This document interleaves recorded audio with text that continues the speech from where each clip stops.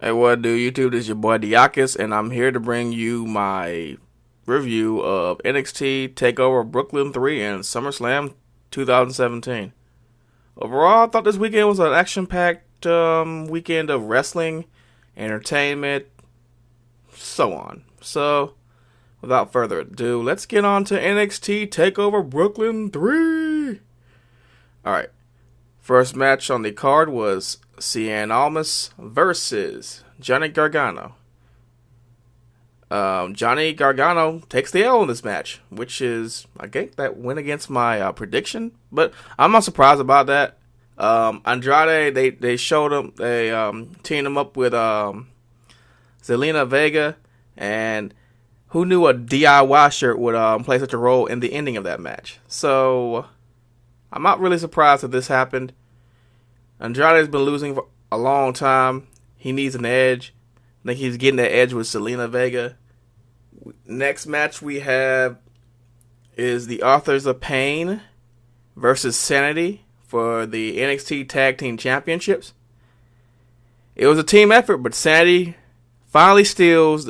Well, I won't say steal. They finally gain the NXT Tag Team Championships, which is pretty cool. I like the part where Eric Young went to the apron and he just switched himself out with Killian Dane. That was a genius move. Then they had to change tactics. I've never seen the Authors of Pain look so vulnerable at any point. Even with the epic matches with the Revival and DIY. I never seen them look so vulnerable. Still, I think it's a little too early to call up the Authors of Pain, and after the match, you have Red Dragon debut and beat the living shit out of everybody. So, that happened. Next match is Aleister Black versus Hideo Itami. Man, what about Aleister Black's theme song, man? Code Orange went ham in that shit. Oh, man. Good shit. Good to see metal in wrestling. Not some fuck it. Never mind. There's a fuck shit rap song here. Aleister Black, I think he was busted open this match the hard way. I think he was bleeding out the nose, or it was pretty nasty. But Aleister Black does end up picking up the win after Hideo Itami took a little too much time trying to get him back up. Too much hesitation talking about respect. Then he got respected with a black mask to his face. So Hideo Itami's on another string of bad luck matches, I guess. I don't know. Those injuries really hurt his career in WWE NXT. So hopefully he can have a rebound from that shit.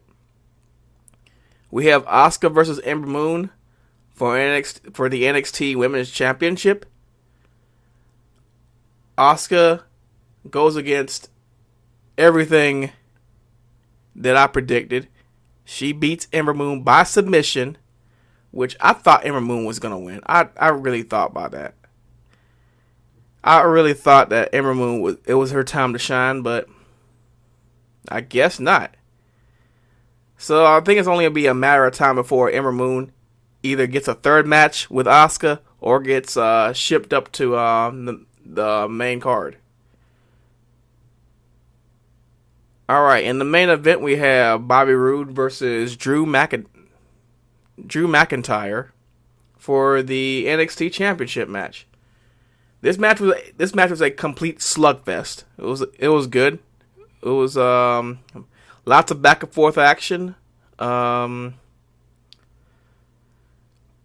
The entrances from both competitors was pretty good. That Drew McIntyre coming out with the NYPD bagpipe division or whatever it was called, bagpipe and drums, I think. Then you have the glorious entrance of Bobby Roode. This match was like I said before, lots of back and forth action, lots of craziness. When Bobby Roode looked like he was about to roll him over and hit another glorious DDT, Drew McIntyre had countered it and hit him with, I think, was it the Future Shock? Was it the Future Shock or the Claymore? It was one of those, and he won the NXT Championship. That came out of nowhere. So after the match, after Drew McIntyre, finally, is hoisting up his championship, he doesn't even get a chance to celebrate. Here comes fucking Red Dragon. And then while Drew McIntyre is looking at Red Dragon, Adam Cole pretty much blindsides the shit out of him. So holy shit, we have Red Dragon and fucking Adam Cole, baby, and fucking NXT. That is just wow. Whew, I knew it was only gonna be a matter of time. I think the concept said is all they need now is to get War Machine over there, and geez, that the NXT Tag Team division will be on fucking fire. But I don't know. Let's deal with what we have first, and yeah, can't have too much talent floating around. Not everybody's gonna get an equal share with the championship, or an equal time to dominate. But whatever. Let's move on to the main card, SummerSlam. Oh yeah, by the way, I give NXT Takeover Brooklyn 3 a 10 out of 10. It's a Ty Dillinger. So, let's see if SummerSlam can beat that. Oh shit. Fuckers are funny. Oh man, I should be a comedian. Alright, let's go to the main card. Not main card. Let's go to SummerSlam 2017. Let's go to the 3 kickoff matches. We have Miz and the Miztourage versus the Hardy Boys and Jason Jordan. There's only one problem I have with this match. It was the ending. Jason Jordan has always been a tag team wrestler. How the hell did he forget the number one rule of tag teams? Always watch out for the blind tag. Of course he didn't watch out for it. He got blindsided by that shit. And it cost him the match. So, who did I pick? I think I picked the Hardy Boys and Jason Jordan to win this match. But I forgot WWE's principle of fucking 50-50 booking. I keep on forgetting about that shit. Speaking of more 50-50 booking, we have Akira Tozawa versus Neville for the WWE Cruiserweight Championship. Neville wins after he hits a red arrow, or I like to call it the darkened red arrow, to the back of Akira Tozawa. Next match and last match of the pre-show was the Usos versus the New Day. How in the hell, explain this to me, y'all, how in the hell is the match of the night on the fucking pre-show? That's strike one, WWE. I suppose you had to get I suppose you had to get the crowd hyped for this shit, but really now? Really? There's so much good action in this match. You had all the false finishes, all the crazy tag team finishers that got false got false finishes. It's just so much action. You had the Midnight Hour being saved by one of the Usos, and oh my god, and the ending sequence with Big E getting assassinated. Jeez, he got put down. The super kicks, X Factor, and the splash. It was just disgusting. Good match though. Alright, let's go on to the main card. John Cena versus Baron Corbin. This just continues the further burial of Baron Corbin. I'm gonna say it. They made his Money in the Bank cash in look like a pile of shit. What? Over some fucking backstage heat and some damn Twitter's bullshit? Get the fuck out of here. Fuck out of here with that bullshit. People said worse things on damn Twitter. Well, just because I don't shake a few hands or, I don't say anything to you, I get buried because of it? Man, get the fuck out of here. That's some disrespectful ass shit though, man. And then made him lose to John Cena on the first match of SummerSlam. Wow, that's pretty sad actually. We have Natalya versus Naomi for the SmackDown Women's Championship. Natalya wins via submission, the sharpshooter. And I'll say this, Natalya actually deserves it. This is one title change I actually deemed that actually did something. You give Natalya a belt after a 6-year drought of not having any gold or silver or whatever that is around her waist. It's good. Here's another match that does nothing. Big Cass versus Big Show. with Enzo Amore in a shark cage above the ring. Of course, Enzo Amore cut a pretty good promo at the beginning. It sort of dragged on a little bit, but then you have what was the stupidest moment of the match when this fucker stripped down in the fucking shark cage. Enzo Amore strips down in the shark cage, start using some lube. He lubes himself up, gets out, and then gets big booted by Big Cass. What the fuck was the point of this match? You're putting Big Cass over by Big Show, but you're hindering him by having him have a broken hand, and then kicking out of Big Show's finishers with his weaker hand or with his non-dominant hand. Good job, WWE. Not like it's been done before. Randy Orton versus Rusev. Do I even want to fucking talk about this match? I'm gonna talk about it anyway. Rusev does a pre-match beatdown. I think the concept would be happy about that on Randy Orton. Randy Orton feigns a little energy. He feigns the injury real quick. Referee rings the bell. Randy Orton dodges the incoming Rusev, hits an RKO. 1, 2, 3. This burial of Rusev makes no fucking sense. What, he said a few things on damn Twitter that were not even really controversial. Probably pissed off some big wigs on the fucking board of directors or some shit. Like, oh, we can't market this guy. It's like what you do with every fucking dominant fucking international guy that comes in. Like Vladimir Kozlov. Or even Heidenreich. He wasn't really, well, from Foreigner, but whatever. He looked like a German guy. Whatever. These big guys that fucking... And Rusev is like the perfect package of all that. He's talented, he's athletic, he's good on the fucking mic. He's actually quite comedic, and you're fucking downgrading him to this fucking comedy act. I mean, there's no point. There's no point of fucking... What is the point of this? He's lost to Randy Orton and John Cena multiple times.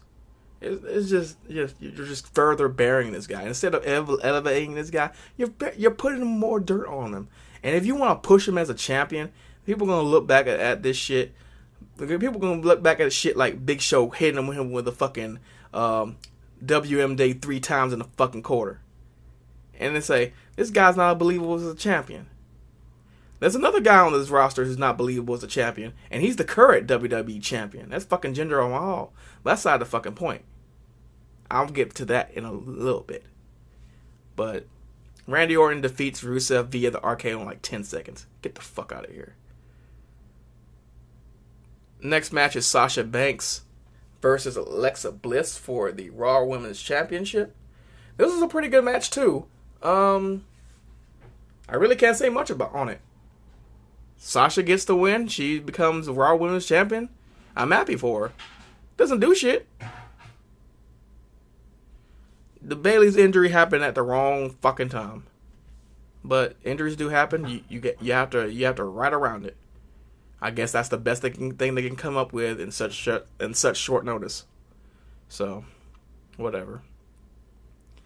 We have the Demon King, Finn Balor. God, I hate that. Just call him the Demon. The Demon, Finn Balor, versus Bray Wyatt. I thought this match was pretty entertaining. Finn Balor's entrance, as always, is amazing. Bray Wyatt, he always has a pretty epic entrance with the fireflies and the darkness and him blowing out the LED lantern, but that's not the point. Really good back and forth action. I like the ending sequence when Bray Wyatt was doing the reverse spider crawl to the center of the ring, and Finn Balor just gets up and pretty much just finishes him off with a coup de grace. So, yeah. They're pretty good. It's a pretty solid match. I believe that this is one of those matches that actually went a little further, but whatever. You have Dean Ambrose and Seth Rollins versus Sheamus and Cesaro, or Cesaro, or whatever the fuck you want to call them, for the Raw Tag Team Championships.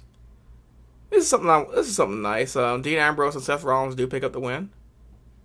They are the new Raw Tag Team Champions, and I really have nothing negative to say about this. Other than it's the split's gonna happen. And it's gonna be way more violent than anything the Shield breakup was. It's gonna be pretty violent, I'm thinking, or pretty unexpected. But it's gonna be expected because Dean Ambrose is like a fucking loose cannon. You'll never know and when he's gonna strike. And then you have Seth Rollins, who's already stabbed Dean Ambrose and Roman Reigns in the back. So you never know when the breakup's gonna happen. Maybe after they lose the championship. That's what I'm thinking. To like another rising team. Maybe the Revival? Nah. Revival's gonna be like, he's gonna be out for like, what, 9 months? Is it 6 or 9 months? It's one of those. I can't remember how long Scott Dawson's gonna be out. Look at me, I'm fucking rambling. This is like a real wrestling all over again. We have AJ Styles versus Kevin Owens for the United States Championship. Shane McMahon is the guest referee. Overall, this was a pretty decent match. You had some craziness going on. You have each competitor striking Shane McMahon, most of the time inadvertently, but Shane McMahon did call it right down the middle. He did not do anything heelish. He corrected his wrongs when AJ Styles had his foot on the rope and Kevin Owens had him pinned with the pop-up powerbomb. So that happened. It was a pretty solid match. I can't complain. AJ Styles finished him off with a phenomenal forearm and the Styles Clash combination. So I think that might be the end for that feud. Alright, we have the WWE Championship match. Jinder Mahal with the Singh brothers versus Shinsuke Nakamura. This outcome really, really rubbed me the wrong way. After seeing this shit, I didn't even want to finish SummerSlam. If they didn't have a match after this, I'd probably give SummerSlam a 0. And just call it a day. But this goes back to something I was telling the concept. Because he watched SummerSlam with me. He watched SummerSlam and NXT Brooklyn Takeover 3 or whatever it's called. He watched both of those shows with me. And he saw how upset I was. This is the best time. This is the best time to give Shinsuke Nakamura that belt. You have, I won't even call him dominant. You have a Seth Rollins-like heel in Jinder Mahal. Courting around the belt, being a hero to India, which he's not. He uses two guys like J&J Security to fucking win him the matches. I mean, mind you, that's funny as shit watching them get Kinshasa'd and murdered and thrown off the Punjabi prison and all these other things they go through. That's funny as shit. They should be rewarded for that shit. Putting their bodies on the line like that, and Randy Orton's endless back suplex to announce tables. But this was the perfect time to put the belt on Shinsuke Nakamura. And you pretty much killed his momentum dead. It's really upsetting to see WWE stubbornness in 2017, just like Goldberg back in, was it 2003 or 2002? It was one of those where they decided Triple H, who has a growing injury, we're going to keep the belt on Triple H. He can barely fucking move, but we're going to keep the belt on Triple H and give it to him a month later at the next pay-per-view. Fucking stupid, because you killed all of Goldberg's momentum going into that pay-per-view match. It's like, the only thing that made that moment special was when JR said, "Yeah, who's your daddy now?" Or whatever he said. That was great, but we don't have JR in this on the main card. We have him in NXT, which is why NXT gets a perfect 10. But fucking, we didn't have anything like that at this pay-per-view at SummerSlam. We had the upset. You pretty much just killed the crowd. There was no reaction. There was no booing. It was just silence. And They say they want a reaction. Well, there was your reaction. Fucking silence at this bullshit you just presented us. So, Jinder Mahal wins. I mean, nothing against Jinder Mahal. I mean, I know the hard work he's put in. He deserves it. It's just the way they're doing it. Instead of making him look like a dominant champion, they're making him look like the Indian authorities bitch. So, that's my problem with it.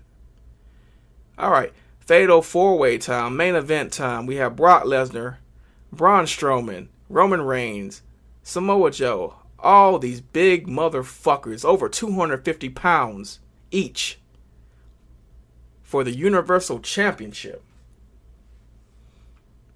I have no problems with this match. There's only one problem I have with this match. It has something to do at a similarity with what happened at Battleground. The outcome of this match was complete 100% dog shit. Brock Lesnar.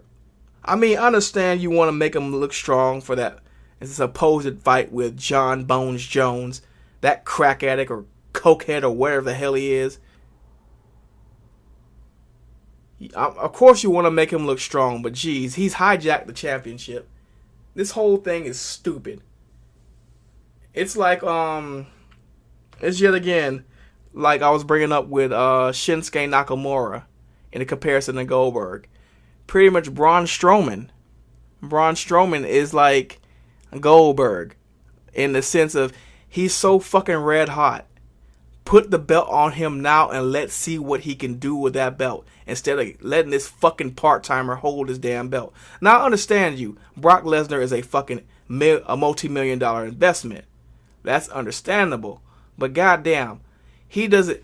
When Paul Heyman said he's the reigning, defending, goddamn it, he's the reigning, defending, whatever champion.